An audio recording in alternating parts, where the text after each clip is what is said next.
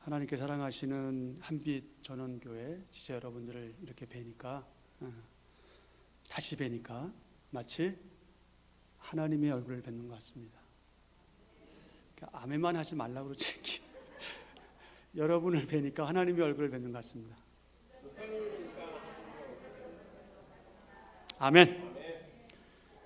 한없이 부족하고 모자란 후배 목사인데 지태영 목사님께서 저를 믿어주시고 또 아끼셔서 이 거룩한 강단을 기꺼이 맡겨주심에 대해서 감사의 말씀을 드립니다.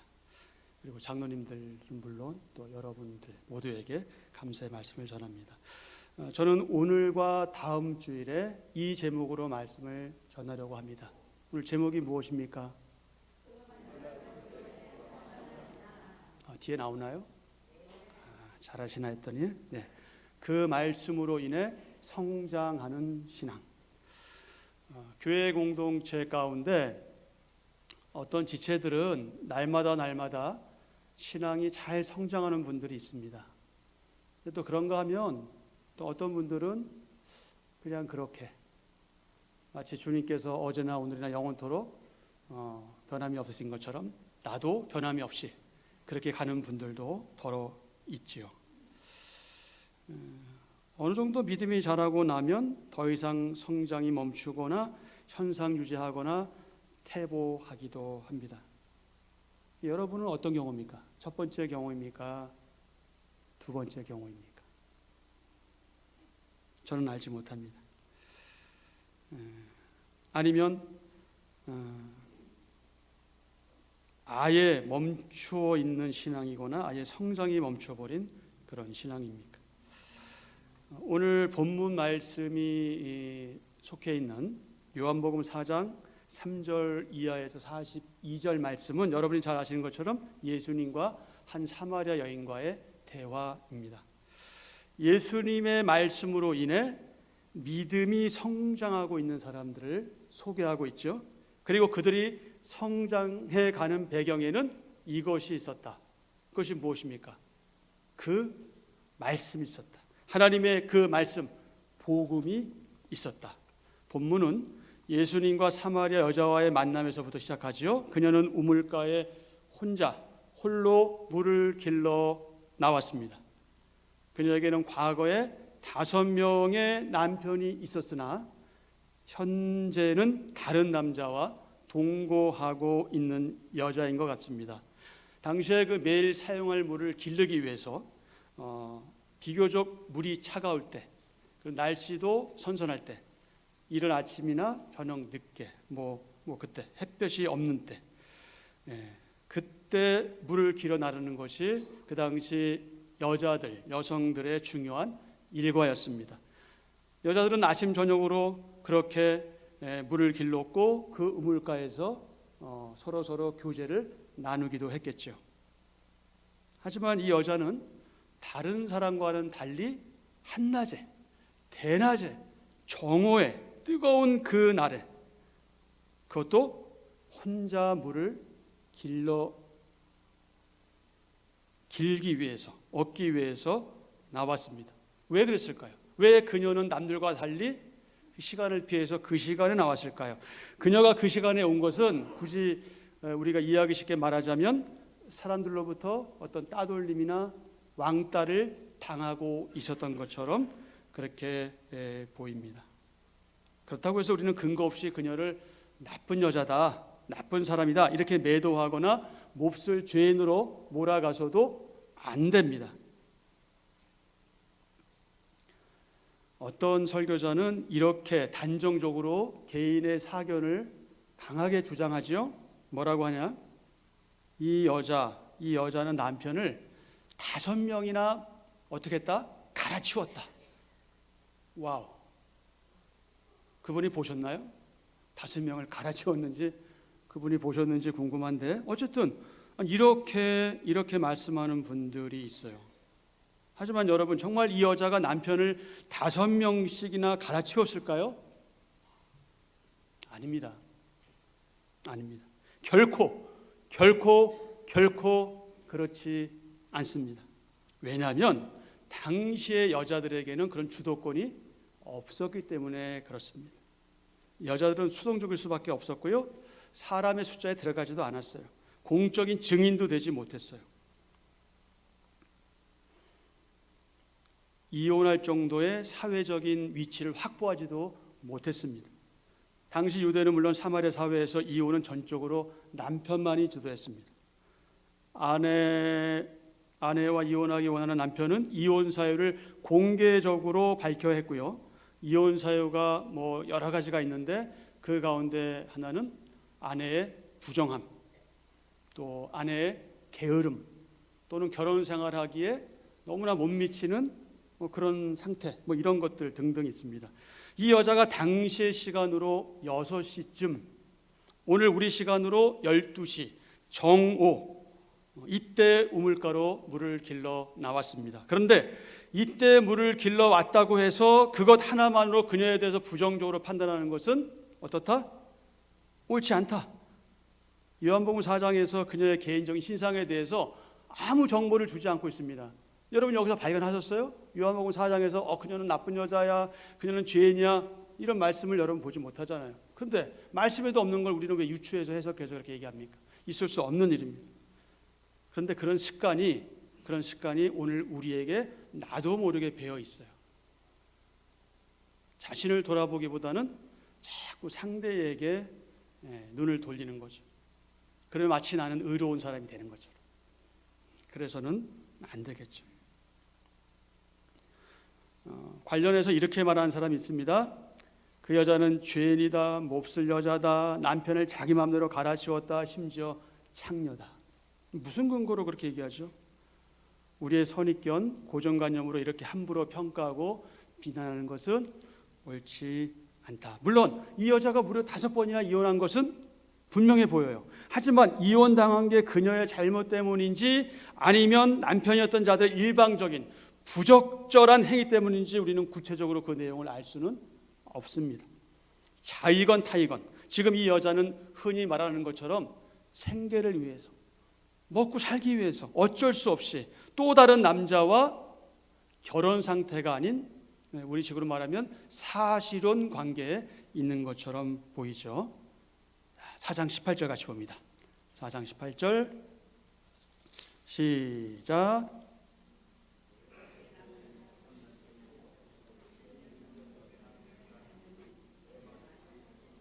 와우. 주님은 그녀에게 남편 5이 이미 있었고 지금 있는 사람도 남편이 아닌 것을 알고 계시죠. 요한은 4장 7절 이하에서 예수님과 한 사마리아 여자와의 만남과 대화의 과정에서 특히 10절, 13절, 21절 이하 24절 말씀인 주님의 그 말씀으로 인해 그녀가 새롭게 변화된 사건을 소개합니다. 그 결과 그녀의 예수님에 대한 이해, 예수님에 대한 인식이 점점점 변화되는 놀라운 과정들을 보게 됩니다. 여러분 9절 보십시오. 9절에서 그녀는 예수님을 뭐라고 부릅니까? 뭐라고 부르죠? 유대인이라고 부르잖아요. 유대인. 당신은 유대인 남자, 나는 사마리아 여자. 상종할 수가 없는데 더군다나 이성적으로 유대인으로 본 그녀가 점차 넘어가서 19절에 보면은 예수님을 어떤 분으로 이해하게 됩니까? 선지자로 이해하게 돼요. 이 놀라운 발전이에요. 그냥 일반적인 사람, 유대인인 것에서 선지자로 변화가 됐어요. 근데 그뿐만이 아니죠.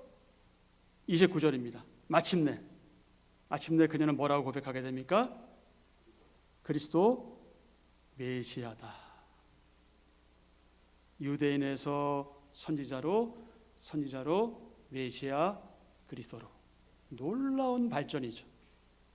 짧은 시간에. 너무나 감사한 하나님의 은혜입니다. 그런데 이런 고백이 어떻게 가능했냐? 예수님의 그 말씀으로 가능했다. 그렇습니다. 4장 29절에서 그 여인은 예수님은 메시아 그리스도이시다 라는 놀라운 고백을 합니다. 그러면서 여자는 예수님과 대화하다가 어떤 행동을 합니까? 그 생명과 같은 물동이를 버려두고 어디로 가요? 동네에 들어갑니다. 왜요? 자기가 메시아를 만났거든요. 지금까지 기다려왔던 그 메시아 그리스도를 내가 직접 봤거든요. 그리고 내가 매일마다 또는 기했을 때마다 길러오는 그 물, 그것은 마시고 나면 또 목마르지만 주님께서 주시는 영생수, 영생의 물이 그분에게 있음을 알게 되었거든요. 그래서 그 여자는 자신의 입장과 처지에도 불구하고 동네 사람들에게 말했고 증언했습니다. 28절 29절입니다. 여자가 물동이를 버려두고 동네로 들어가서 사람들에게 이르되 내가 행한 모든 일을 내게 말한 사람을 와서 보라. 이는 그리스도가 아니냐. 그분이 그리스도다. 그분이 메시아다. 우리가 지금까지 기다려왔던 그 메시아 그리스도다. 지금 이 얘기를 하고 있는 거잖아요. 39절 앞부분 보시죠. 39절 앞부분. 거기서 뭐라고 얘기합니까? 내가 행한 모든 것을 그가 내게 말하였다. 야, 그분은 나에 대해서 모르시는 게 없는 분이에요. 나에 대한 모든 것을 그분이 말씀하셨어요. 그 여자는 자기가 보고 듣고 경험한 그리스도의 그 말씀인 복음을 사람들에게 증거하지 않을 수 없었습니다. 왜 그렇습니까? 왜요? 왜냐하면 주님의 그 말씀으로 인해 그녀의 마음에 그 뭔가 말할 수 없는, 뭔가 말하지 않으면 도무지 견딜 수 없는 그 무엇이 그녀의 마음을 사로잡았기 때문일 겁니다. 그 결과가 무엇입니까? 39절 중반절입니다. 증언함으로 좀 넘어가서 그 동네 중에 많은 사마리아인이 예수를 어떻게 한지라 믿은지라. 아멘. 그 보잘것없는, 그 무가치해 보이는 있으나 마나한 그런 존재를 통해서 놀라운 일이 벌어지고 있는 거죠. 그녀의 말 한마디로, 그녀의 증언으로 인해서 그 동네 중에 많은 사마리아인이 예수를 믿게 되었다. 와우. 그 사마리아인이 저고 여러분이면 어떨까요? 어떻겠습니까? 내가 뭔가 한 게 없는데, 나는 그렇게 동네에서나 이웃에게 영향 있는 사람은 아닌데, 내가 아는 한마디의 사람들이 예수를 믿는다. 예수를 믿는다. 이것보다 영광된 일이 어떻겠습니까? 하지만 그 반대로 너나 잘 믿어. 너나 잘 믿어. 이런 평가를 받는다면 참 가슴 아픈 일이겠죠. 그 동네 중에 많은 사마리아인이 예수를 믿은지라. 아멘. 그들은 자기들조차도 손가락질하고 꺼려했고 멀리했던 한 여인의 놀라운 변화를 직접 눈으로 보면서 예수님을 어떻게 합니까? 초대하죠. 초대하고 그분의 말씀을 직접 듣게 됩니다. 40절입니다. 40절 시작.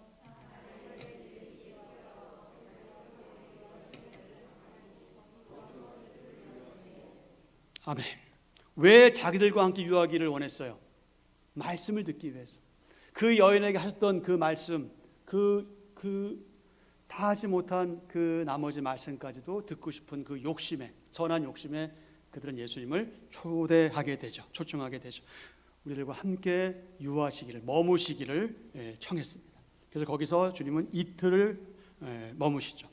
그러면서 그들은 감사하게도 지금 자기들 앞에 있는 그분이 바로 세상의 구세주이신 메시아 예수 그리스도라는 사실을 믿게 되었습니다. 그 근거가 무엇입니까? 41절입니다. 그래서 뭐라고 말씀하고 있습니까? 예수의 말씀으로 인하여, 예수의 말씀을 인하여, 무엇을 인하여? 그 말씀으로 인하여, 예수님의 말씀으로 인하여, 그것으로 인하여 믿는 사람들이 많아졌고 자연스럽게 그들의 믿음이 본문에 나오지 않았지만 아마도 점차 성장해 나갔을 겁니다. 여러분 놀랍지 않습니까? 한 여인의 그 말과 증언으로 그 동네의 많은 사람들이 변화되고 성장해가는 이 역사, 그런 역사를 경험하고 싶지 않으십니까? 이미 여러분들은 경험하신 줄 압니다. 더 많은 사람들이 그분 자신의 말씀 때문에 믿었다. 41절 하반절을 직역하면 이렇습니다. 더 많은 사람들이 그분 자신의 말씀 때문에 믿었다. 한편 그 말씀과 관련하여 사도 요한은 요한복음 1장에서, 여러분 요한복음 1장으로 가세요. 요한복음 1장. 그 당시 그리스 헬라 사상을 가진 지식층의 사람들이 쉽게 이해할 수 있도록 표현하는 용어를 여러 차례 사용했는데, 그 중에 하나가 여러분이 잘 알고 계시는 로고스란 단어입니다. 로고스는 뭐 말, 언어, 뭐 논리, 이유, 뭐 이성, 뭐 이런 뜻들을 가지고 있는데요. 여러분 요한복음 1장 1절에서 사도 요한은 뭐라고 증언합니까? 태초에 말씀이 계셨으니. 여기서 말씀이 뭐예요? 로고스예요. 로고스. 태초에 로고스가 계셨으니, 말씀이 계셨으니 이 말씀은 누구다? 곧 하나님이시다. 아멘. 이때 태초는요, 요한복음 1장 1절의 태초는 창세기 1장 1절의 태초보다 훨씬 더 앞선 태초입니다. 그러면서 요한일서 1장 1절에서 요한은 태초부터 있는 생명의 말씀에 관하여는 우리가 들은 바요, 눈으로 본 바요, 자세히 듣고 우리의 손으로 만진 바라, 이렇게 증언했습니다. 또 요한복음 1장 2절 이하에서는요, 그가 태초에 하나님과 함께 계셨고, 이렇게 증언했는데, 이는 예수님이신 로고스, 즉 말씀이 하나님과 함께 계셨다. 이 로고스는 누구시냐? 곧 하나님이시다. 그러니까 예수님이 누구시냐? 여러분이 앞에 찬송했잖아요. 누구를? 그분이시라는 거예요. 그 하나님, 우리가 믿고 있는 그 하나님, 말씀, 즉 로고스가 누구시라고요? 그분이 곧 하나님이시다. 그가, 즉 말씀이 하나님과 어떻게 했다고요? 함께 계셨고. 3절입니다. 3절 시작. 만물이 그로 말미암아 지은 바 되었으니 지은 것이 하나도 그가 없이는 된 것이 없다. 그 로고스, 말씀, 예수님이 없이는 된 것이 없다. 여기서 그는 로고스요, 말씀인 로고스는 예수님이신데, 그 말씀이 곧 하나님이라고 요한은 분명하게 증거합니다. 그런데 하나님이 14절에 의하면 4절에 가리킨 그 빛으로 이 세상에 오셨습니다. 하나님께서 그 빛으로 이 세상에 오셨습니다. 14절입니다. 말씀이 시작. 말씀이 육신이 되어 우리 가운데 거하심에 우리가 그의 영광을 보니 아버지의 독생자의 영광이요 은혜와 진리가 충만하더라. 아멘. 말씀이 육신이 되었다. 이게 무슨 뜻인지 여러분 이미 아시잖아요. 하나님께서 완전한 사람으로 이 세상에 오셨다. 이것을 신학적인 용어로 말하면 성육신, 약간 미국물을 먹으신 분들 이해를 돕기 위해서는 인카네이션, 뭐 이렇게 표현하죠. 하나님께서 완전한 사람으로 이 세상에 오셨습니다. 그렇습니다. 예수 그리스도는 참 하나님이시고 참 사람이십니다. 완전한 하나님이시면서 완전한 사람으로 이 세상에 오셨습니다. 이것을 뭐라고 하냐? 여러분 아시는 것처럼 예수 그리스도의 이성일인격이라고 합니다. 이성일인격. 예수 그리스도는 참 하나님이시고 참 사람이시다. 이건 기독교에서 매우 중요한 교리입니다. 매우 중요한 교리입니다. 그렇습니다. 하나님께서 인간으로 오신 이 엄청나고 놀라운 치명적인 이 대박 사건은요, 인간 문화에 대한 하나님의 상황화요, 창조주이신 하나님께서 피조물인 사람과 말하자면 눈높이를 맞추신 사건입니다. 이것이 무엇이라고요? 예수 그리스도의 성육신 사건이다. 육신을 입으시고 사람으로 오신 하나님, 그분은 오늘 이 시간 저와 여러분 우리 가운데 함께 계십니다. 저는 이 사실을 믿는데 여러분도 믿으시죠? 믿으실 줄 압니다. 성경은 하나님의 성육신, 상황화, 그리고 눈높이에 대해서 매우 굵고 짧게 4글자로 표현하죠. 무엇입니까? 임마누엘. 임마누엘. 하나님이 우리와 함께 계신다. 임마누엘. 마태복음 1장 22절 23절. 이 말씀은 마태가 이사야 7장 14절을 인용한 말씀이거든요. 이 모든 말이 된 것은 주께서 선지자로 하신 말씀, 선지자는 이사야 선지자입니다. 선지자로 하신 말씀을 이루려 하심이니 이르시되 보라 처녀가 잉태하여 아들을 낳을 것이요 그의 이름은 뭐라고 하라? 임마누엘이라 하리라. 그 뜻이 뭐라고요? 하나님이 우리와 함께 계시다. 아멘. 하나님이 우리와 함께 계십니다.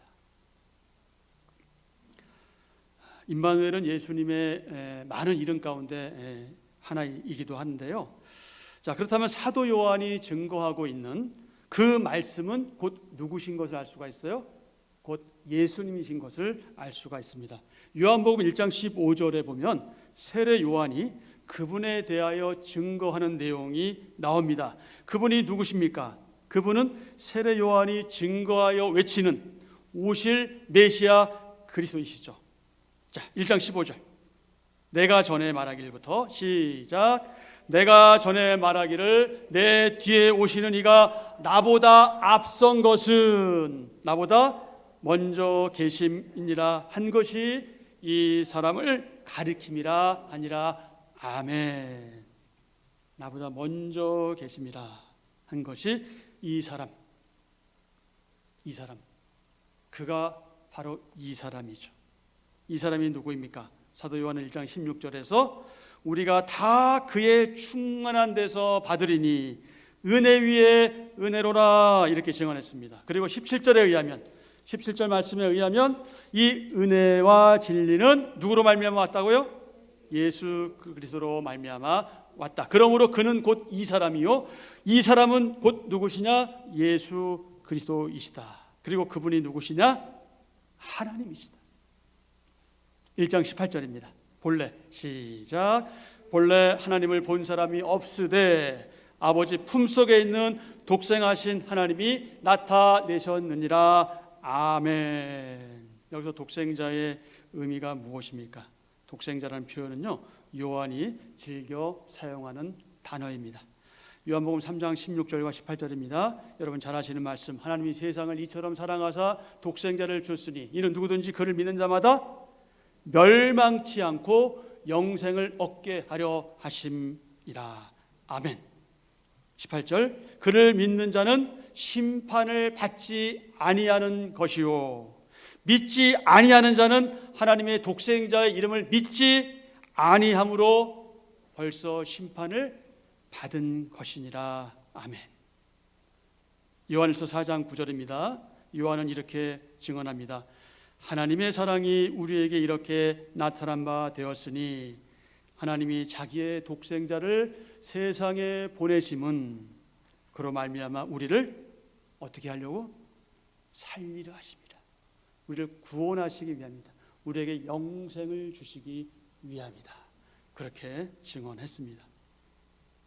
사랑하는 지체 여러분, 우리가 성장하는 비결은 다른 데 있지 않습니다. 무엇보다 하나님의 그 말씀에 있습니다. 그 말씀으로 인해 우리의 신앙이 날마다 성장합니다. 그것이 성경의 원리이고 기독교의 원리입니다. 자, 지금까지 드린 말씀 가운데 그 말씀에 대한 의미는 두 가지가 있는데 첫 번째 그 말씀은 누구냐? 계속 강조했죠. 예수 그리스도. 그걸 조금 다른 말로 말하면 복음. 바로 그 말씀은 복음이고 예수 그리스도이십니다. 그리고 또 하나, 그것이 무엇일까요? 하나님의 완전한 계신 성경 66권. 그것이 그 말씀입니다. 그러니까 우리에게 주어진 그 말씀은 두 가지라는 거죠. 한 가지는 예수 그리스도, 또 한 가지는 성경. 그러나 결국 성경의 주인공은 누구예요? 예수 그리스도이시죠. 그러므로 우리는 예수 그리스도, 그분의 말씀으로 인하여 생각하고 말하고 행동하며 살아가는 사람입니다. 여러분 모두가 목사가 될 필요는 없잖아요. 그렇죠? 그러나 여러분의 삶의 현장에서 바로 그곳에서 여러분은 예수 그리스도를 주로 모시고 사는 사람처럼 그렇게 살아내셔야 하는 거죠. 그렇게 사시고 계시잖아요. 더 그렇게 사셨으면 좋겠다는 저의 선한 욕심이 지금 막 발동했습니다. 그러므로 저와 여러분 그리고 모든 하나님의 사람들은 반드시 반드시 그 말씀으로 인해 믿음이 성장하고 성숙해져 간다. 그럼 혹시 여러분 가운데 말씀을 등한히 하는 분이 있다면 이제 돌아오셔야 돼요. 다른 곳으로 안 됩니다. 말씀으로 돌아오셔야 돼요. 물론 그건 쉽지는 않죠. 그래서 우리는 뭘 하는 거예요? 기도하잖아요.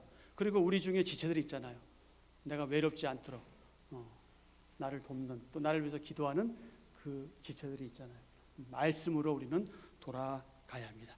하나님께서 은혜를 도와줘서 날마다 성장하고 성숙하는 저와 여러분 되시기를 주님의 이름으로 축복하고 기대합니다.